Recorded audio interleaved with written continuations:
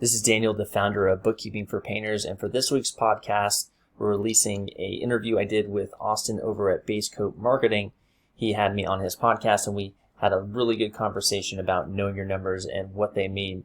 So definitely check this podcast out.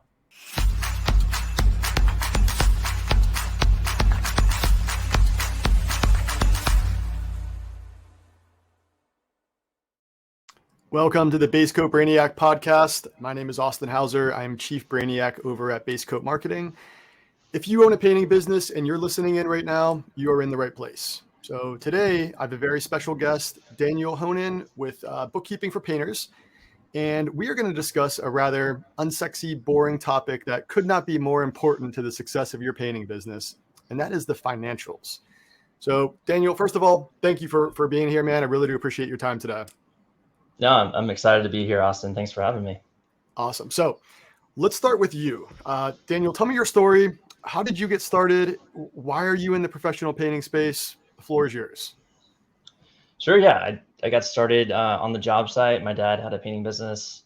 So I was 15, just working on commercial repaint jobs and new construction. And that's where I got exposed to the painting industry first. I went to college to get my degree in accounting. During that time, I did the College Works painting program. It's like an internship where you learn to run a painting business similar to College Pro. So I did that in a pretty exciting experience, learned a lot.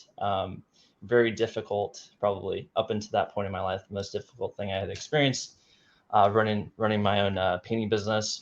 And then after college, got a degree in accounting, went into the military for a while. And then when I got back from one of the deployments and doing the civilian world, I wanted to use my, degree in accounting and my MBA to help, small business owners. And reflecting on my experiences, I had run that painting business, had grown up on job sites. So I thought it would be cool to help painting business owners. So I started Bookkeeping for Painters back in 2016. Since then, we've helped, hundreds of painting businesses know their numbers and what they mean and save big in tax. Amazing. So you actually started on the production side of things, helping out your father. Is that right? And then you moved into financials? Yeah, I was just a painter on the job site. And also occasionally help them with admin stuff. And so, I was exposed pretty early in my teenage years and then got another opportunity in college to test out the running a painting business. So good. So I wouldn't call myself a freak in the sheets with the spreadsheets, but I definitely rely on our spreadsheets to run our financials here, in addition to QuickBooks and everything else. But I feel like most guys think they know their numbers, but numbers can be scary. And when you open up your financials and look at them, a lot of guys just try to close that book and try to outsell their problems, which we know is not scalable or smart. So let's start with a really easy question. 30,000 foot view. I own a painting business. What should my financial benchmarks look like? How much money should I be spending on material, production, marketing, and ultimately, what should my profit look like there? Mm-hmm. Yeah, absolutely. Yeah, that's the big question. So what I like to focus in on is gross profit. Gross profit is the key metric that is going to make sense to look at first for profitability. And so gross profit, just to define that first, is basically your revenue, your top line, what you've produced and received money from your customers. That's your top line revenue. And then you subtract out your direct labor, so your painters, and your direct materials. So any paint, caulking, whatever you've purchased for that job. So you subtract out those costs. What's left over is what is called gross profit. So your gross profit margin percentage, the average is 40% gross profit margin. So basically, if you have a $10,000 project and you spent $6,000 in direct costs for labor and materials, what would be left over is $4,000. So that would be 40%. So that's if you look across the painting industry, 40% is pretty much the average, and that does we do internal benchmarking with the painting businesses we work with, and 40% is pretty much the average. Now, obviously, folks listening probably are not shooting for average. So we typically recommend to shoot for 50 or higher as a percentage for gross profit, because that's going to really open up your profitability in general.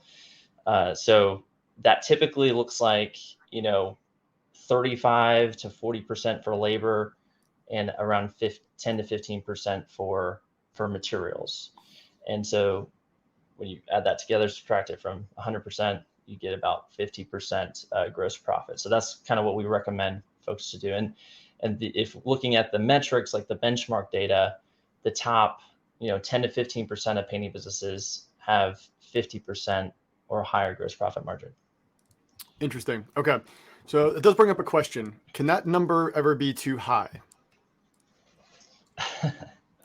I would say no. I mean, if you can charge the folks, so much where you're getting a 90% gross profit margin, and they're still buying from you, I mean, and you're making what you want to make, I mean, there's no upper limit to what gross profit could be. Yeah. Okay. And on the painting side of things, how is that different than EBITDA?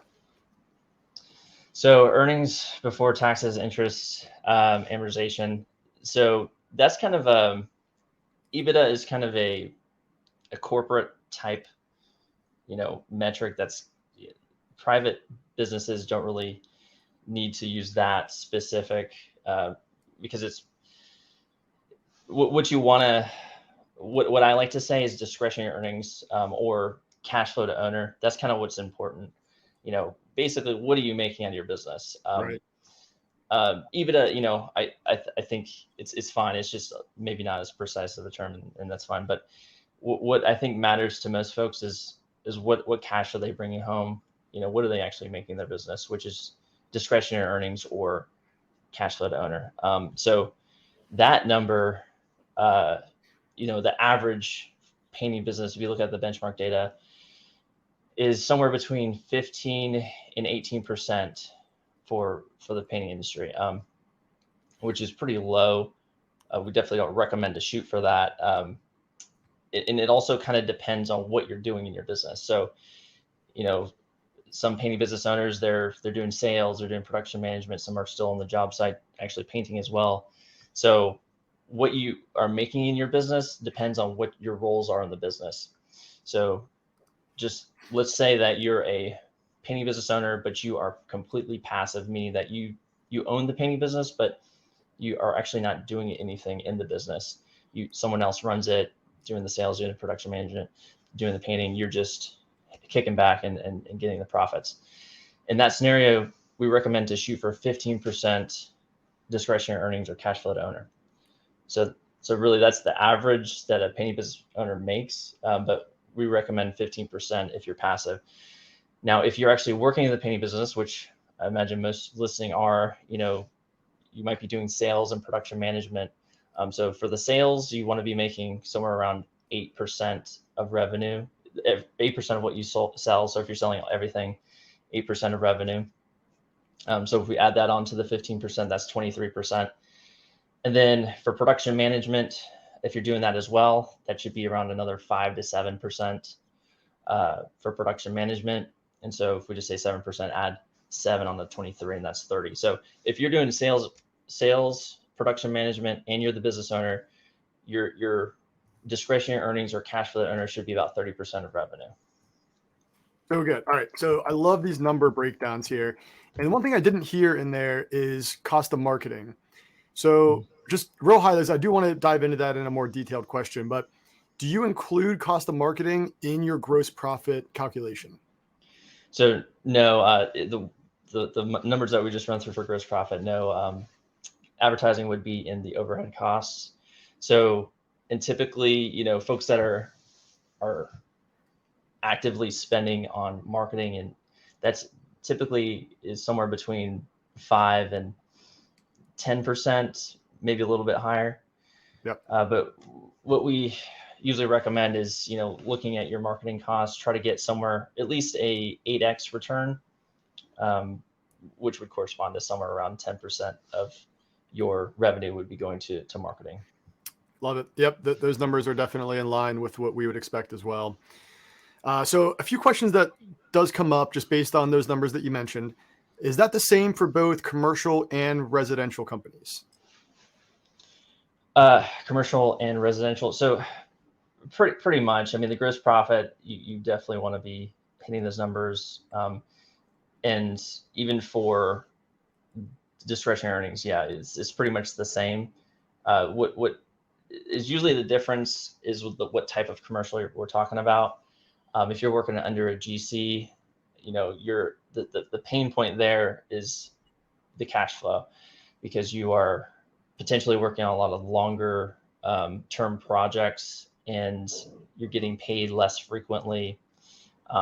So the thing that is really, from a financial perspective, to pay attention to for those folks that are working under GCs or general contractors is cash flow, and to really actively pay attention to that and figure out what you can do to fix those problems. For residential, cash flow is less of it can be an issue, but most folks are, you go to you complete the job, you do a walk around, you collect the check. Like, it should be a pretty straightforward thing. You should not be struggling with cash flow as a residential painting contractor. Your cash flow should be awesome.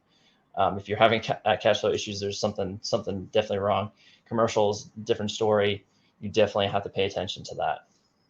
Love it. And so the numbers you mentioned there, gross profit, that is at the project level.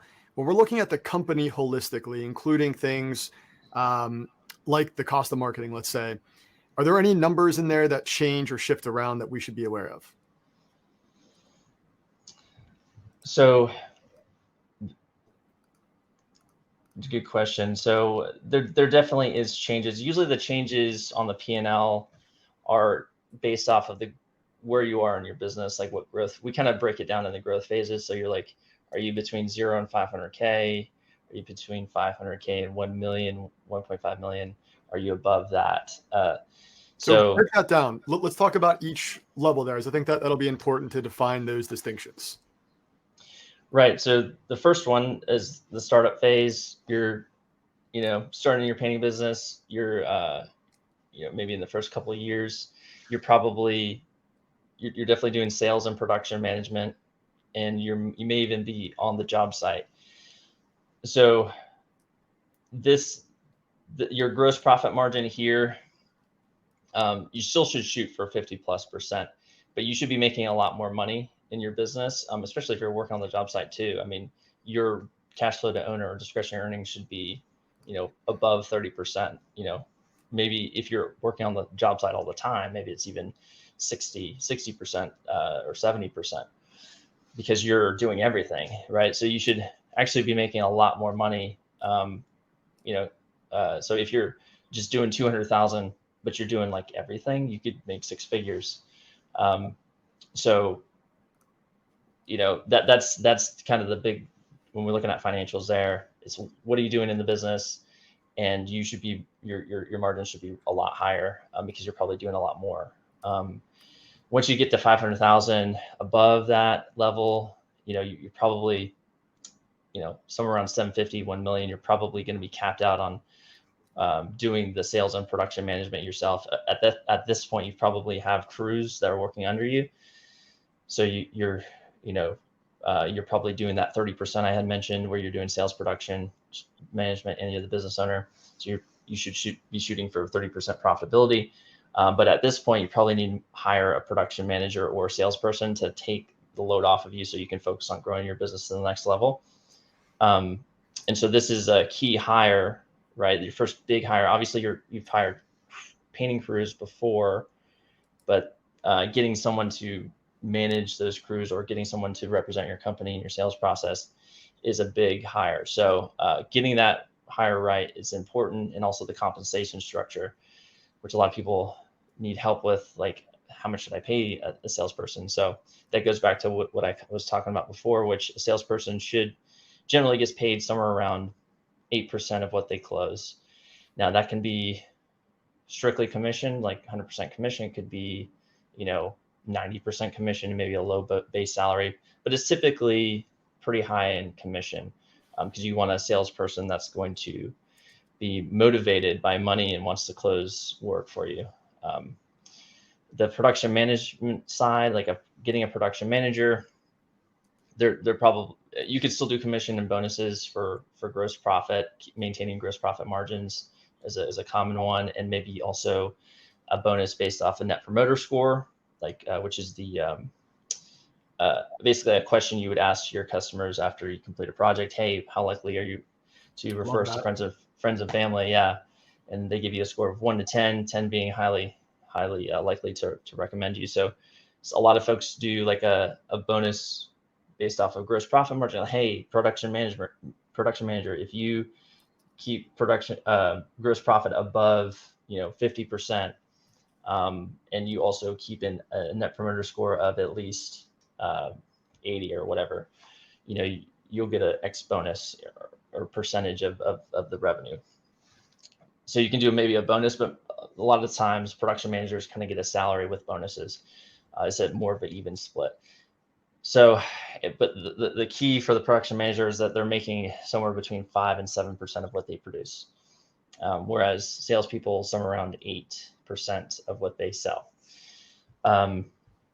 So getting that key hire when you're between 500,000 and $1 million, or maybe $1.5 million, depending on your situation. Getting that first hire is super important, and then also setting up the compensation for that person so that they're motivated and their interests are aligned with yours.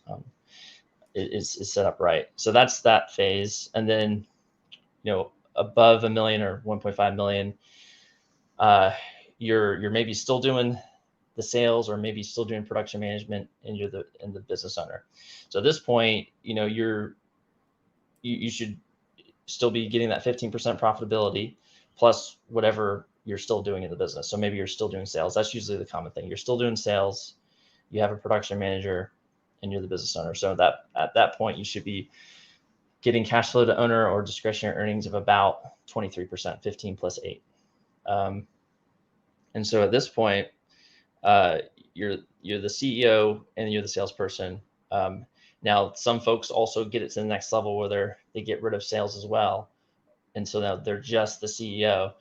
So at that point, that you'll need to make room in your P&L for another 5% for a CEO. So if you're a CEO, if you have a sales team and a production management team, you should be making around 20% discretionary earnings, cash flow to owner.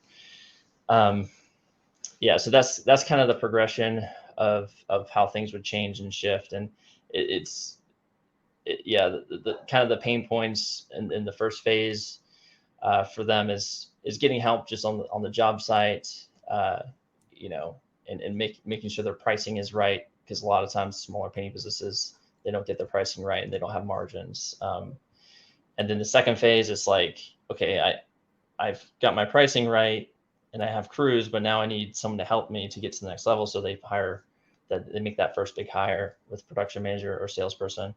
And then the next phase is doing it again with the other side of either production manager or sales. And then you're just running the business as like kind of the CEO, and having a processes in place and a constant marketing campaign that you're feeding your company with, and also constant recruiting process to get folks in the door. So those are kind of the challenges on each growth phase. So that was brilliant. I appreciate you breaking that down at that granular level. What's important to really iron out here, and this is what I think separates the guys who own a job and the guys who own a business, is the trap of having that 50% profitability and all 50% is going into your pocket, right? But you're trading off your time for that money. And that's the trap that I think a lot of us business owners fall into, is as you start to scale and you grow and you start to build out your employee base or your team, that profitability number shrinks, right? It goes from 50% down to 20%, right? And the important distinction here is it's 20% of a larger number. Would you agree with that? Yeah, absolutely. And you get your time back. Right, exactly. Yeah, you got to grow the pie for everybody else, and you might get a smaller slice of the pie, but the pie is a lot larger than it was when you started, for sure. Yeah. Yeah. So that's where I feel like a lot of guys who are doing under 500K just get stuck in that trap. They're like, well, I don't want to spend more money. I look how much all this money I'm putting in my pocket. It's like, all right, well, how much you working? How dirty are your hands? If you really want to be that CEO role, it's a smaller chunk of a bigger pie. I love it. And I am curious, what do you recommend as far as bank transfers go for owner take-home pay? I know some guys just do straight up payroll. They get hit with taxes over there. Do you have any particular strategies that you recommend? For paying themselves? Correct. Yeah. So this depends on the type of entity they are. So in the United States, most painting businesses are going with the LLC, limited liability company, to protect themselves. It's kind of a legal structure. You file it with your state. So by default, the LLC is taxed on your personal tax return as a Schedule C, or if you're a partnership, it will be taxed on a partnership 1065 return. So what that means basically is an LLC tax, disregarded taxation is what it's called. Every dollar that the business makes, you're getting taxed on self-employment taxes, 15.3%, and then you also get hit with your tax bracket tax, whatever tax bracket you're in. So if that is you, if you're an LLC disregarded, where you're an LLC taxed on your personal return or LLC taxed as a partnership, you're getting that 15.3% self-employment tax applied on all your profit. So in that case, you would just pay yourself with the business would just write you a check, do a bank transfer to you, whatever is easiest. The downside of this entity structure is that once you start having profits of over $60,000, generally speaking, now this doesn't apply to everybody because some states it does not make sense. But once you get $60,000 or more in profit per year, you're paying a lot in self-employment taxes at 15.3%, and it might start making sense to being taxed as an S corp, which is a different type of taxation. You can keep your LLC structure, but then you would elect for an S corp status taxation there. Doesn't always make sense in every case, but generally speaking, it's probably 80% of folks that would make sense. And so the S corp, in that, if you're an LLC taxed as an S corp, or a corporation taxed as an S corp, that when you're in that situation, you would actually be on payroll, and you'd run payroll for yourself up to the reasonable amount. So, which is very ambiguous. Yeah. So, yeah, the game here is that you don't want to pay yourself more than you have to on payroll, because it costs extra money. It costs you extra payroll taxes, but you do have to run a reasonable amount. The IRS says, but like you said, Austin, it's very ambiguous.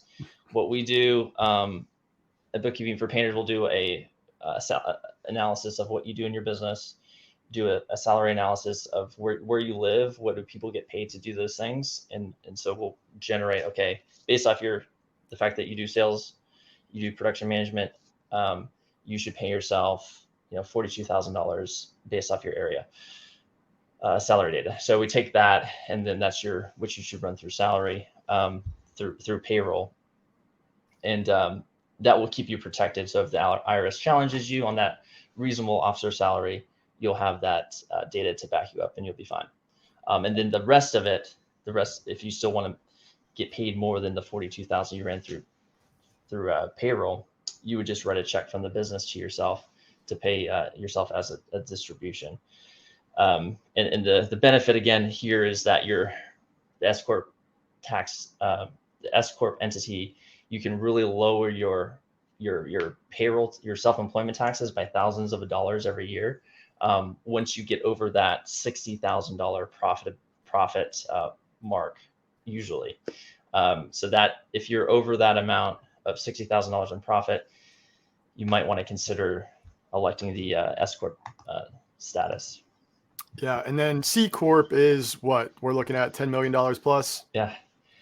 I mean, it's really, any of these entities, you can take up to multiple millions for sure. It kind of depends on what you're trying to accomplish for being a C corporation.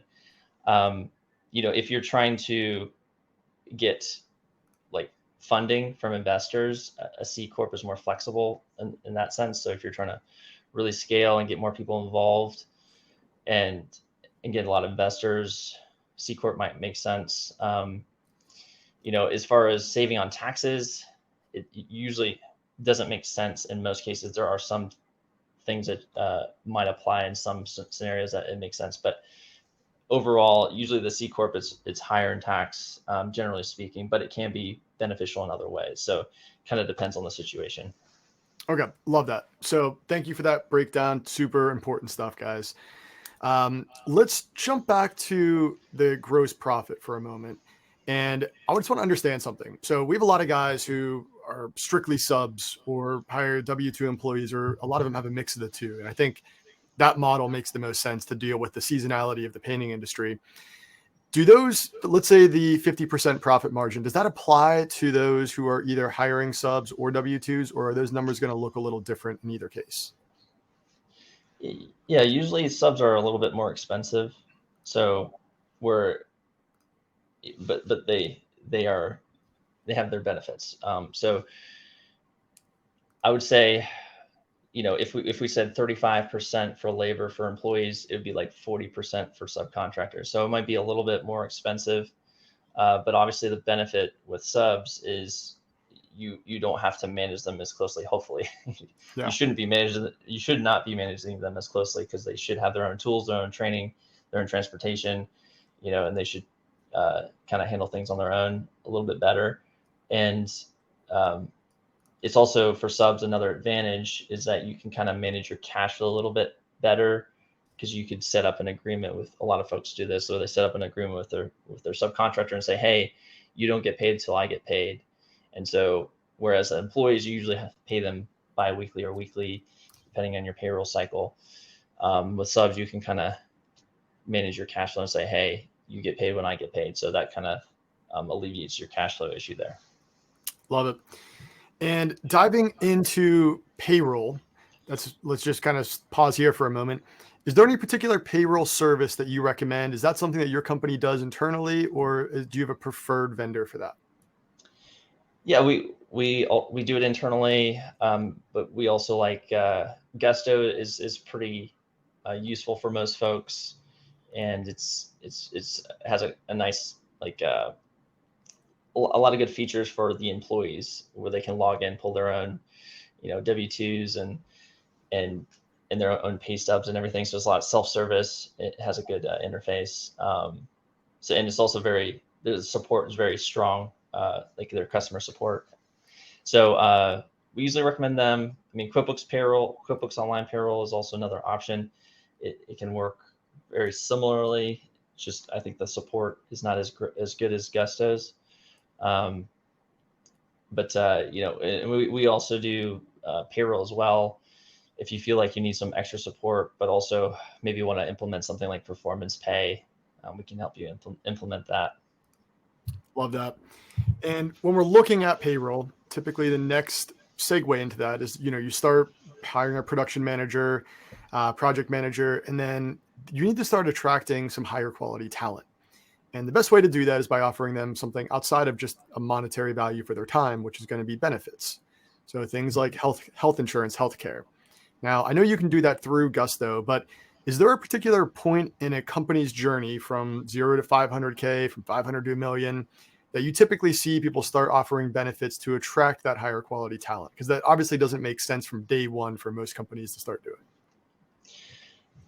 Yeah, well, I would say that there are different types of benefits. I think when we say benefits, we usually think healthcare, or those kind of more expensive benefits. But there are no cost benefits that you can frame even when you're getting started. You can frame those and sell those to the folks that you want to bring on board. So, for example, advances, we might not think of that as a traditional benefit, but it's very beneficial to employees, especially if they're, if you're doing a biweekly payroll cycle, but you have a benefit of, hey, you can get it in advance up to, 20% of your pay, or whatever it is, some sort of policy in place that that can be attractive to potential new hires. So the fact that they know that even though they're getting paid every 2 weeks, but they can get an advance on that pay,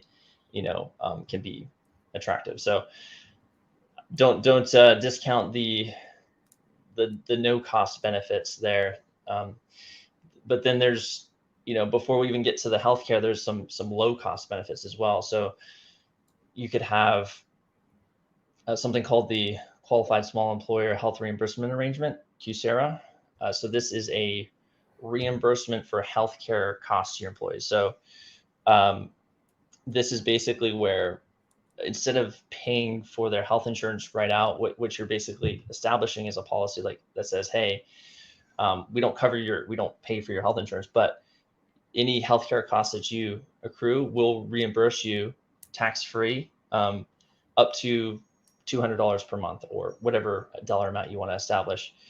And the benefit to the company is, one, that's tax deductible to the company, so it's a tax write-off for you.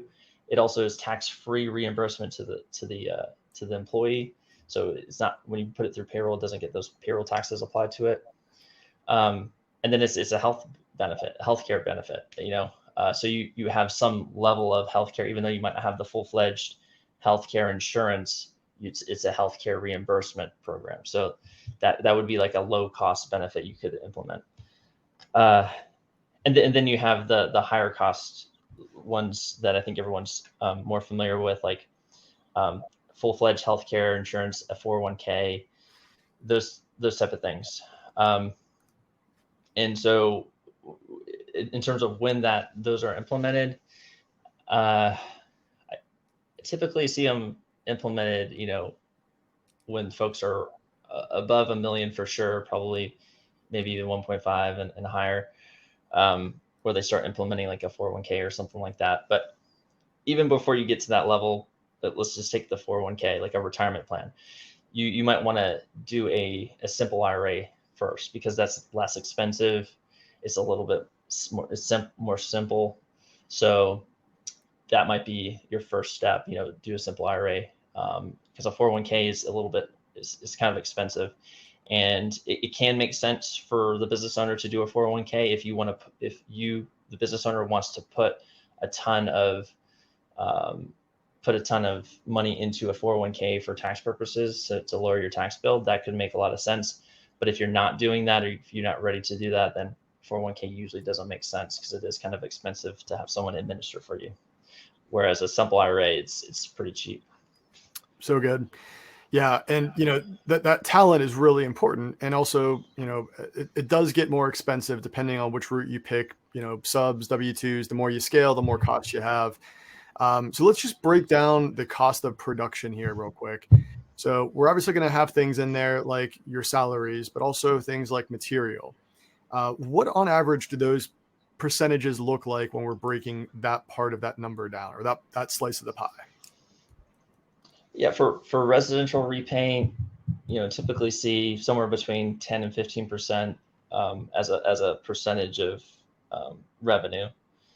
So for materials, for direct costs, and that can fluctuate a little bit. Like, obviously, if you're doing a lot of exterior brick repaints or something, or if you're painting a lot of brick or something, or stucco, that's just sucking up a lot of product, that's obviously going to cost more in materials than if you have to go in and just do a lot of painting of railing or something, like where it takes a lot of labor, but it's not as much for the product. So you're going to have those differences there. So you definitely want to pay attention to your material costs. Make sure you're getting with your Sherwin-Williams rep or your Benjamin Moore store, and making sure you're getting those discounts if you're have an account set up with them and stuff like that. But I would say if so there can be efficiencies made there for sure. And that does need to be paid attention to. But the kind of the key is getting the overall gross profit kind of dialed in. So I would say I wouldn't pay attention to the materials until you have the labor figured out, like, because that's usually like the biggest thing that folks struggle with is just their pricing and then their labor for being efficient. Once you get those two things figured out, your pricing and then your labor, then you can start looking at your materials for seeing how you can, either be more efficient or get the best pricing from your rep. Yeah. So you brought up a great point there. When we're looking at the cost of production, the labor is going to be the larger slice of that pie. And let's talk about pay scales just for each position. You have multiple layers to your company. Let's take a company maybe doing $1 million to $1.5 million. What should that pyramid look like in terms of who you're paying for in different positions of your company? Just on average, typical $1 million, $1.5 million company. Okay. So if you're, doing $1 million, $1.5 million, you probably have either a production manager or a salesperson, or you might be looking to hire one of those two things. So in terms of what you should be paying them for the production manager, I think usually that arrives somewhere around 5 to 7%. So if you're doing $1 million in revenue, that's a $50,000 to $70,000 salary for them, or maybe it's 40,000 base with bonuses that they can get up to 70,000, something like that. And then for the salesperson, you typically want to do that all commission. So if they can sell $1 million in revenue over a year, you would want to do most of it commission. So if you did a total commission, that would basically be, hey, you get paid 8% of whatever you close, and so that you can make up to $80,000 if you book $1 million. So those are the two key hires there. And then going to you also might have an admin person. So, or maybe a virtual assistant. And really that's usually just paid kind of hourly, $20, $25 an hour for some sort of admin support there. And then for the crews, you have your painter, your junior painter, maybe a senior painter, crew leader. The way you can structure that is basically most time folks are doing this on an hourly basis. So a typical painter, I'm seeing right now, like paying folks starting out somewhere around $20 an hour. And then a senior painter might be paid $25, $30 an hour, maybe even a little bit more depending on their skill level and how they're performing. But the key is, I think for them is going back to the 35% of revenue. So the way you get there is basically price off of production rates, meaning that for each project that you bid on, you should generate a budgeted hours, like, hey, this project is budgeted for 100 hours of labor. And so that estimate, you take that and change it into a work order, which some softwares do this automatically, like PaintScout. So that work order will have a breakdown of, okay, here's all the things that need to be painted, and here's the budgeted hours for each of those items. You give that to your crew lead and say, hey, here's the budgeted hours, and you hold them accountable. Hey, you need to get this project in by 100 hours or less. Now, you can do some sort of performance pay system using that. Structure is basically, I'm going to pay out, X amount of dollars in labor, even if you do it under budget. So it's an opportunity for them to basically make more than their base rate. You can do some sort of bonus program like that to kind of incentivize those painters. So that's what I would look at, especially if you're struggling with those folks keeping under budgeted hours. Is the first thing, really get your pricing down so you generate budgeted hours, then getting a work order to your crew so they know the expectation and what's expected of them to paint this project. What's the time frame looking like? And then you can, once you get those two items down, then you can look at maybe doing some sort of performance pay or bonus system to incentivize those painters to beat budgets. Amazing. Yeah. Love all that. Okay, let's shift gears here. The painting industry is obviously very seasonal. It's not an emergency home service. We consider it more of a luxury service where there's, a low entry to start painting. A homeowner can go out to Lowe's or Home Depot, buy a gallon of paint and a paintbrush and get to it. So we do follow a seasonal trend depending on the holidays, the time of the year, all that kind of stuff, the weather. How do most painting companies stay financially sound with all of the seasonality in this industry? Do you have any strategies that you recommend on that side? So, yeah, there's a few things. So I would say there's one. It's taking care of your team. If you have a seasonal business, you should have those conversations with your team to prepare them. But you obviously should also prepare yourself. But in addition to that, you should also look at your marketing.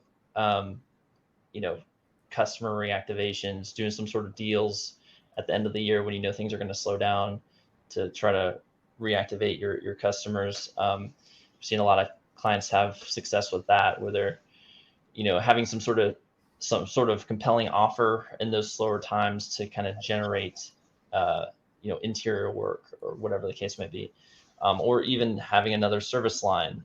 Some folks have started doing a Christmas tree, or not Christmas tree, but Christmas lighting, to kind of have that service line that offsets the fact that they're going to be kind of, if they're doing mostly exteriors, they're going to be kind of not have that much work to do in the winter, so they offset that with some sort of additional service. Yeah, I think especially for the folks that have been around for a while, I just see a lot of painting businesses. They've been around for years. They have a huge customer list of like hundreds of people they've worked with, but they're not like re-engaging those folks on a periodic basis. Database reactivation campaigns, guys. Use the data that you already have. There's no reason to go out there and try to pull from the weeds in a time of the year where it can get very expensive. In about 45 days, we're going to be in that seasonality. And for most markets, it's going to be a challenge to generate new phone calls. Leverage that past data. Get creative with your services. I love those solutions. So let's say that I'm a painting business owner and I open up my books and get all of my numbers plugged in, and they're way off from the numbers that you're proposing here, right? I'm sure this pops up more often than you think. So all of my numbers are in the red. Where do I put my time and energy first? What number or what slice of that pie should I be working on improving first that'll help get all those numbers moving towards the green in the future? The first thing I would just make sure that have someone make sure the numbers are accurate, just because a lot of folks come to us and they think their books are accurate, but you go in and it's completely wrong. So that's the step one, is just make sure you're working off of good data before you try to make any analysis on what's happening. By having somebody that knows what they're doing, take a look at, verify everything's been reconciled and categorized appropriately. That's definitely step one. And then step two, assuming that that's done and you look in and everything's red, usually the first step, let's just say your bottom line profit is super low. It's probably a gross profit thing. Your gross profit's probably super low. And so the first thing to look at is pricing. Like, how are you pricing correctly?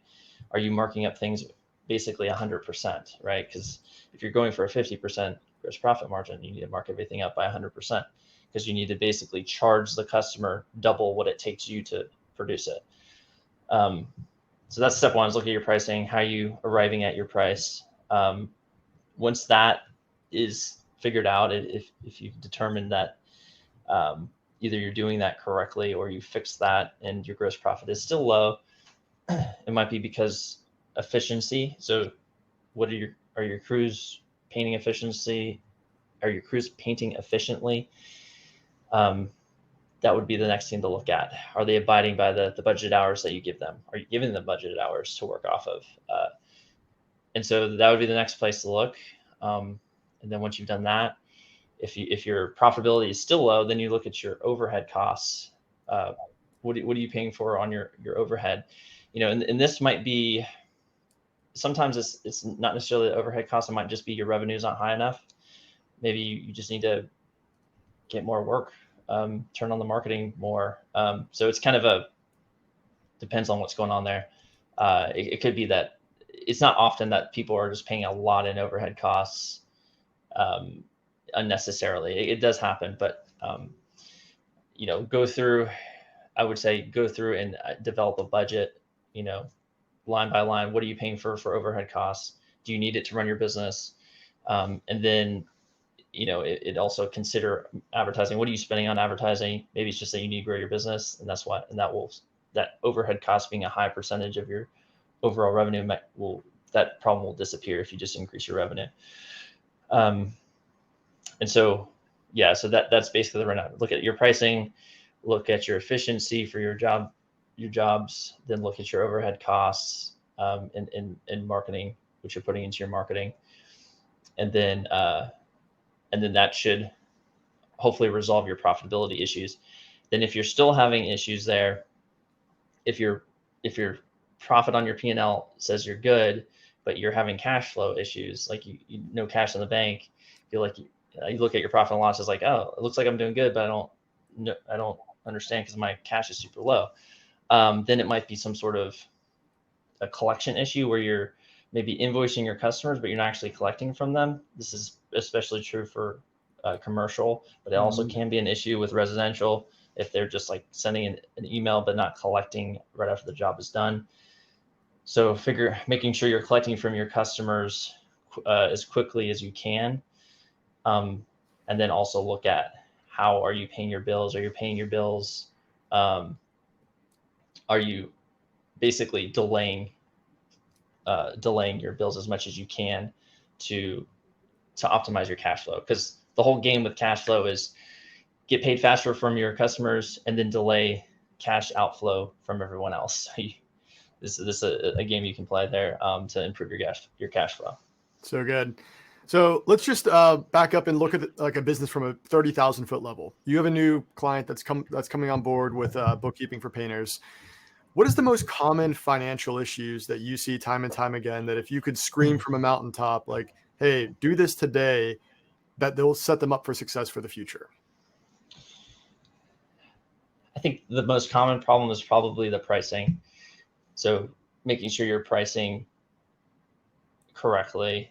I recommend production rates. That's usually the most successful painting businesses that I see. They're using production rates and they have their pricing nailed down, and that's going to ensure you're profitable.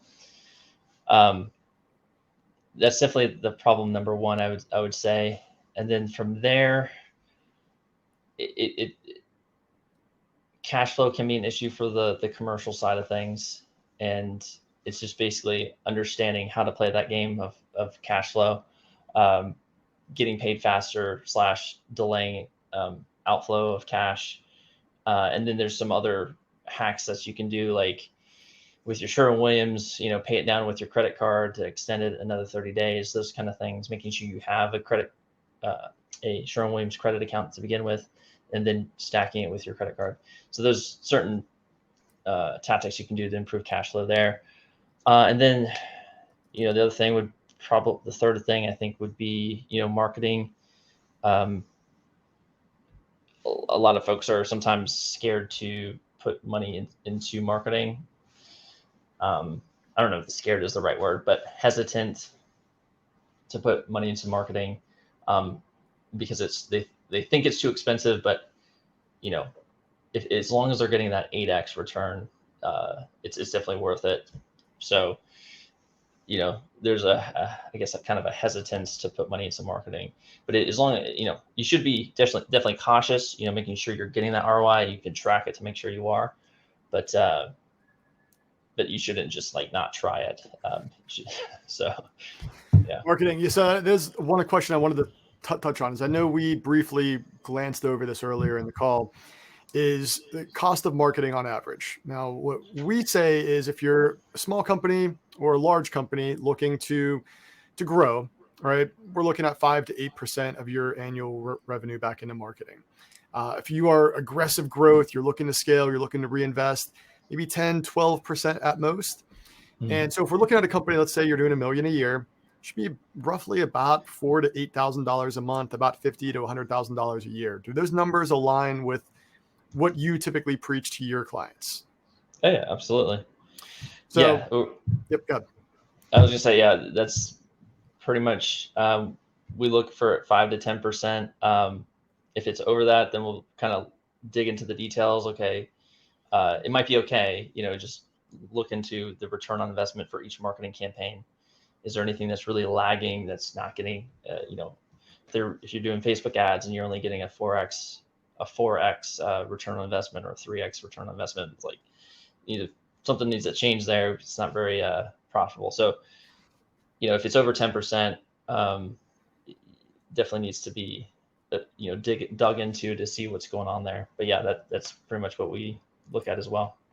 Yeah, and our minimum benchmark is 10x return. We figure that's so just in line with your 8x return.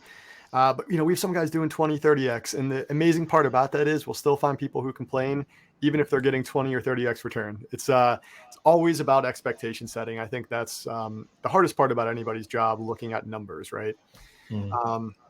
So I do have a few more questions for you here. First, are there any tax incentives or tax breaks that you like to inform your clients of? I'm thinking of things like purchasing a car at the end of the year. So you're not, let's say, instead of giving your money to the government, you're reinvesting that back into your company.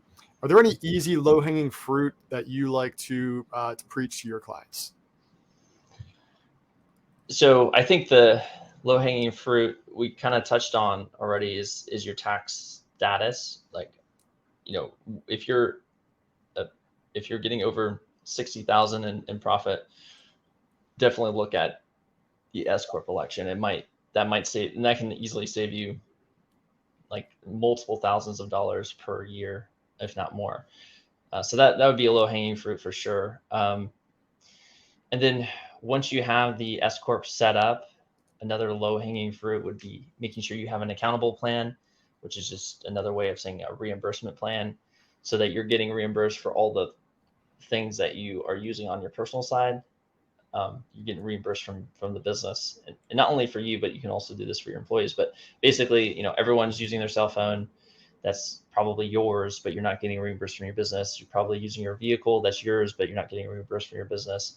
You're probably using a portion of your house for either a shop or maybe a home office.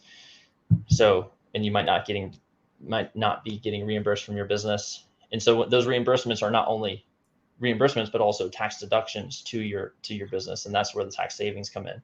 So, low hanging fruit, S corp election when it makes sense, and then an accountable plan set up in the S corp to take advantage of those personal use items, and then other low hanging fruit. I mean, there's a lot of other tax strategies out there that kind of get more and more complex, but those are two that are just like pretty much most people can easily take advantage of. So good. So Daniel, we talked a lot about numbers, financials today. That can get complicated and it can get overwhelming. And as I mentioned earlier, numbers can be scary. It's something that a lot of guys just think they can outsell their problems on the financial side. But if you want a professional to be brought in, you guys obviously know your things. And it's not just numbers. You also have the strategy behind it, which I think a lot of people overlook when they're looking to just hire a bookkeeper, which they look at, hey, let's make sure my numbers are in line. The benefit of hiring somebody like Bookkeeping for Painters is you guys actually understand the nuances of the painting industry at a very granular level. So if somebody's interested in potentially looking at how you can help them, where would they start? Sure. Yeah. Go to bookkeepingforpainters.com and you can schedule a consult, and it's a free consult, and we'll basically go through kind of like what we did today, go through what challenges you're facing on financial tax perspective, and see what we can make recommendations to how you can improve your business. And then also, if it makes sense to work together, we can also talk about that. And, basically it's a 3-step process. We first identify what what do we need to track on the business? What information do you need to make decisions? And then step two, we deliver that information to you so you can make decisions in your business to get to the next level. And then that will hopefully open up your profitability. And then step three is to protect those profits through proactive tax planning. So you're, getting your tax liability as close to zero as possible. Yeah. And just for like context, roughly what do your services cost? I know there's probably different ranges based on the size of the company, but for somebody to have some sort of price point in their head. Yeah. So just as a general rule of thumb, for accounting and bookkeeping services, because really it can cover, payroll, bookkeeping, tax preparation, tax planning, financial advisory. So there's a lot of different services in there, but just as a rough rule of thumb, you can say, expect to pay between 1% and 3% of your revenue for those types of services. And the interesting part about your services is they're actually very similar to marketing in the sense that you're actually looking at a return on investment on that. Your job is to help them save money, which should ultimately recoup that 1% to 3%, if not more. And more so, you're protecting them from being audited, which we all know how fun that it can be. Oh yeah, yeah, definitely. Yeah, we shoot for a 10x return. So our average tax planning client, for example, they get about a 10x return. So, that's kind of what we shoot for our clients. Yep. Yeah. Brilliant. I love it. So Daniel, any final last words, inspirational thoughts that you would like to impart on any of those listening in? Yeah, no, I think it's just running a painting business is all about knowing your numbers, what they mean, and really getting a firm understanding of your numbers will help you get to that next level. So know your numbers, make sure they're accurate. Call Daniel. He'll make sure they're in line. Daniel, thank you again for your time today, brother. Really do appreciate it. For any of those who are struggling on the financial side or want to make sure their numbers are in the right stratosphere, give Daniel a call. We have several clients who are using his services today that have personally reached out to say that they would not be in the position they are today if it weren't for them. So we can vouch for his services. Thank you, Daniel, again for your time today, guys. Cheers.